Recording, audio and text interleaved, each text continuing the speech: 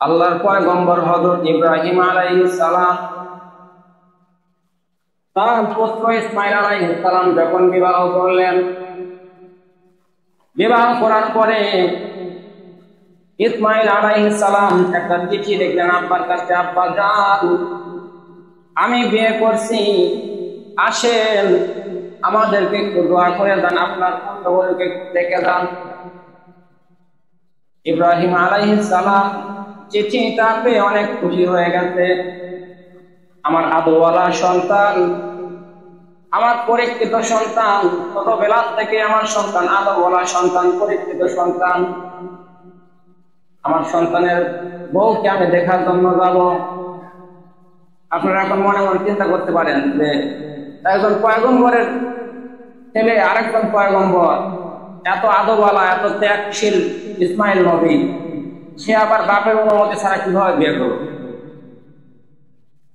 বাপকে ছাড়া সে কিভাবে বিয়ে করলো? এরকম একটা প্রশ্ন মনে মনে রাখতে পারে না? ইসলামী শরীয়তে বিয়েটা হলো সব থেকে সহজ, এত সহজে আর কোনো আমল হয় না। কথা বুঝতে পারছেন? অনেক মানুষ, অনেক জনতার প্রয়োজন হয় না,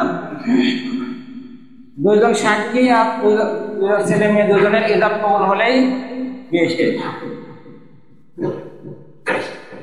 তো এই কারণে ইসমাঈল আলাইহিস সালাম তিনি বিয়ে করার পরে তার বাপকে তিনি চিঠি লিখে খবর দিলেন যে আব্বা আসেন, আমি বিয়ে করছি, আপনার পুত্রবধূকে দেখে যান আর আমাদেরকে একটু দোয়া করে দেন। ইব্রাহিম আলাইহিস সালাম ষোলশ মাইলের পর তিনি যখন মক্কায় পৌঁছলেন, এটার বাহিরে গিয়ে ডাক দিয়েছেন ইসমাঈল। ভিতর থেকে খুব উচ্চ আওয়াজে জবাব আসতেছে, কে ডাকতেছে? কে? মেয়ে মানুষের উচ্চ আওয়াজ আল্লাহর পয়গম্বরের সামনে বলে আল্লাহর পয়গম্বর কি কিছু বোঝে কি বোঝে না? মেয়ে মানুষের উচ্চ আওয়াজ শুনে আপনার কিছু মনে না হতে পারে, যারা দিনদার আল্লাহওয়ালা তারা কিন্তু বোঝে যে এটা সমস্যা না। সমস্যা কি? সমস্যা না, কারণ মেয়েদের আওয়াজ সবসময় থাকবে কোথায়? নিচে, আর পুরুষের আওয়াজ থাকবে উপরে। যে ঘরে মেয়েদের আওয়াজ থাকে উপরে, ওই ঘরে পুরুষের আওয়াজ আস্তে আস্তে নিচের দিকে নেমে আসে। আল্লাহর রহমত ওই ঘর থেকে হতে পারে। ইব্রাহিম আলাইহিস সালাম বলতেছেন যে মা ইসমাঈল কি বাড়িতে আছে? বলে না, বাড়িতে নাই। কোথায় গেছে? জানি না, কোথায় কোথায় ঘুরতেছে। এইভাবে কয়েক ভাষায় কথা বল। মা তোমরা কেমন আছো? ভালো না? মোটামুটি। বলেন, একজন মুসলমানের শব্দে মুখে এই ধরনের শব্দ কি মানায়? আল্লাহর পয়গম্বর রাগ হয়ে গেছেন। একজন মুসলমানের জবান দিয়ে তো আলহামদুলিল্লাহ শব্দ বের হবে।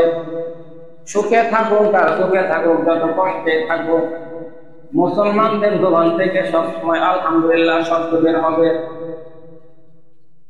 ইব্রাহিম নবী ডাক দিয়ে বলতেছে, ওগো মা, তোমাকে একটা কথা বলে যাই, শোনো। আমার ইসমাঈল যখন বাড়িতে আসবে তাকে তখন তুমি বলবা সিরিয়ার থেকে একজন বুড়া মানুষ আসছিল। সিরিয়ার থেকে একজন বুড়া মানুষ এসে বলে গেছে যে তোমার ঘরের দরজার সাথে তো কাঠটা ফিটিং হয় না।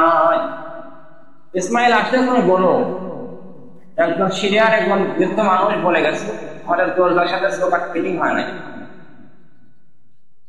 ইব্রাহিম নবী বলে গেছে, বেবি যখন ইসমাঈল নবী যখন বাড়িতে আসছে, বেবি তখন বলতেছে যে একজন বৃদ্ধ লোক আসছিল, বলে তুমি কি তাকে বাড়ির ভিতর ডাকো নাই? বলে যে না, সে তো বাড়ির ভিতর আসে। ইসমাঈল আলাইহিস সালাম বুঝতে পারছে যে আমার বাপ যখন বাড়ির ভিতর ঢোকে নাই, অবশ্যই মনে কষ্ট নিয়ে চলে গেছে। আপনারা আল্লাহর পয়গম্বরের সন্তান, তারা তাদের পিতার ঘ্রাণ শুনলেও তারা বুঝতে পারে যে এদিকে আমার পিতা গেছে বা এদিকে আমার পিতা আছে। শরীরের ঘ্রাণ শুনলে বুঝতে পারে তাদেরকে আল্লাহ এত পাওয়ান। তিনি বাড়ির ভিতর ঢোকে তার পিতার কোনো ঘ্রাণ পান নাই। তিনি বুঝেছেন যে আমার পিতা বাড়ির ভিতরে আসে নাই। বলে বলে গেছে? বলে হ্যাঁ বলে গেছে। বলে কি বলছে? বলছে যে ঘরের দরজার সাথে তো কাট ফিটিং হয়। ইসমাইল আলাইহিস সালাম ডাক দিয়ে বলতেছে, সিরিয়ার যে বৃদ্ধ লোকটা আসছিল ওইটা হলো আমার পিতা। দরজার সাথে চৌকাঠ ফিটিং হয় নাই মানে তুমি আমার সংসারে ফিটিং হওয়া নাই, তোমাকে তালাক দেওয়ার কথা বলে গেছে। ইসমাইল নবীর বিবি বলতেছে, একজন বুড়া মানুষের জন্য তুমি কি আমাকে ছেড়ে দিবা নাকি? বরং তাকেই তুমি ছেড়ে দাও, সে তো অনেক দূরে থাকে, আসেই না, খবরই নেয় না। এমন একটা মুহূর্ত তৈরি হয় কি হয় না? সন্তানদেরকে কিন্তু বইয়েরা কিন্তু এমন একটা পরিবেশ সৃষ্টি করে দেয় যে তুমি কাকে চাও, বাবাকে চাও না আমাকে চাও, বাবা মাকে চাও না আমাকে চাও, এমন একটা পরিবেশ তৈরি করে না? আমাদের দেশে তৈরি হয় না? বইয়েরা তৈরি করে না? ইসমাইল নবীর বউ এরকম পরিবেশ তৈরি করে ফেলে, ও তাকে তুমি ছেড়ে দাও, তার জন্য আমাকে ছেড়ে দিবে। ইসমাইল আলাইহিস সালাম বলেন, শোনো, আমার বাবা যা বলেছেন সেটাই হবে। বিবি চলে গেলে আমি আরো বিবি পাবো, কিন্তু বাবা মা চলে গেলে আমি বাবা মা আর পাবো না।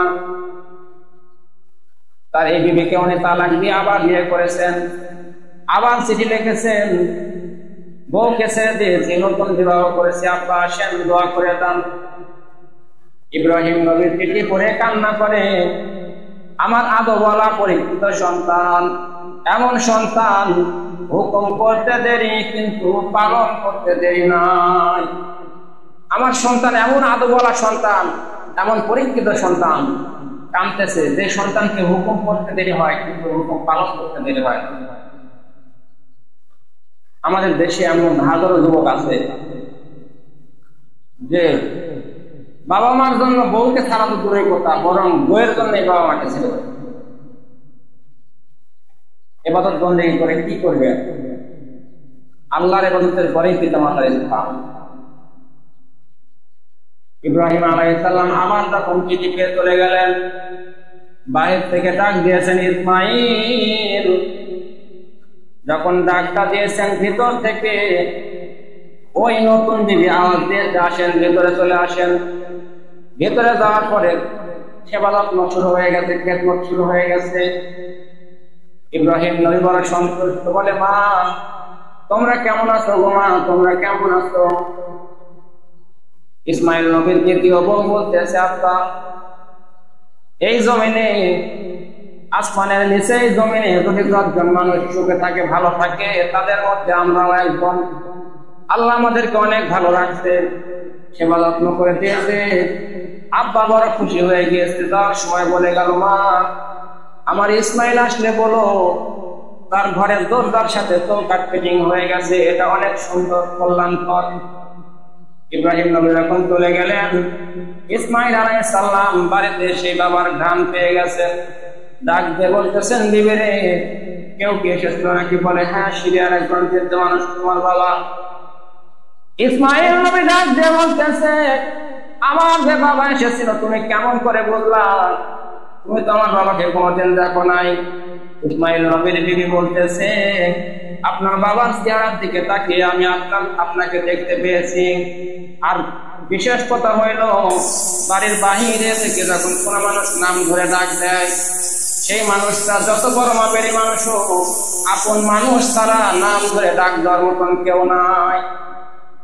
যত বড় মাপেরই মানুষ হোক, বাড়ির গেটে এসে যখন ডাক দিয়েছে ইসমাইল, ডাক শুনে আমি বুঝতে পেরেছি আপনার কোনো আপনজন হবে।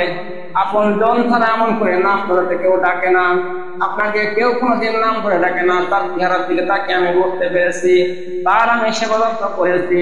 সে খুশি হয়ে গেছে, আমাকে দোয়া করে গেছে। বলে, যাওয়ার সময় কি বলে গেছে? বলে, যাওয়ার সময় বলে গেছে ইসমাইল আইলে কয়ও তার ঘরের দরজার সাথে চৌকাঠটা ফিটিং হয়ে গেছে। সুবহানাল্লাহ। বলে, তোমার আর আমার সংসার জীবনটা ফিটিং হয়েছে, আব্বা এই কথা বলে গেছে, এটা অনেক কল্যাণকর, এটা আল্লাহর রহমত আছে। এই কারণে সময় উপস্থিতি, আব্বা আম্মার প্রতি সদাচার, এটা আল্লাহর পরে স্থান। এটা আব্বা আম্মার মধ্যে আপনার জান্নাত, আব্বা আম্মার মধ্যে আপনার জাহান্নাম। আল্লাহ এই আয়াতের পরে আয়াতে বলেছেন যে ইম্মা ইয়াবলুগান্না ইনদাকাল কিবারা আহাদুহুমা আও কিলাহুমা। এখানে আল্লাহ বললেন যে যদি তাদের একজনকে পাও, তোমাদের পিতামাতার যদি একজনকে পাও বৃদ্ধাবস্থা অথবা দুজনকেই পাও, এখানে আল্লাহ যদি শব্দটা বলেছেন, যদি শব্দটা আল্লাহ নাও বলতে পারতেন, যদি বলতেন যে তোমার পিতামাতাকে বৃদ্ধাবস্থায় সেবা যত্ন করো, তাও তো হতো। যদি কেন বললেন? যদি বলার কারণ হলো সবার ভাগ্যেই বৃদ্ধ পিতামাতা ঘটে না। কথা বলছেন? সবার ভাগ্যেই বৃদ্ধ পিতামাতা কিন্তু ঘটে না।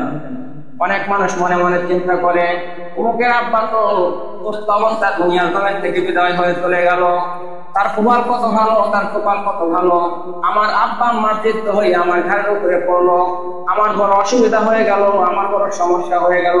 তার মানে তোমার নসিব খারাপ। কারণ আল্লাহ যদি শব্দটা উচ্চারণ করে বুঝা দিয়েছে সবার কপালে আব্বা আম্মা ঘটে না, যদি তোমার কপালে ঘটে তাদের সেবা যত্ন করে তুমি জান্নাত হাসিল করে নিও। সুবহানাল্লাহ। আল্লাহ রাব্বুল আলামিন